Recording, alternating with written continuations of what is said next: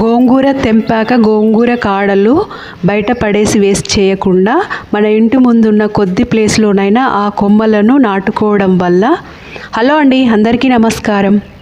మా ఇంటి ముందున్న పూల మొక్కల్లో గోంగూర కాడలు నాటాను.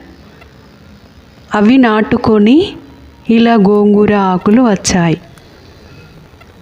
నేను ఈ గోంగూరను 3 సార్లు హార్వెస్ట్ చేశాను.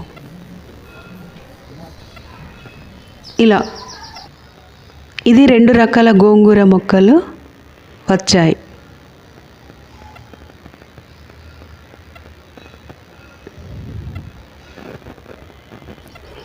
నేను ఇంత గోంగూర తయారు చేసుకున్నాను.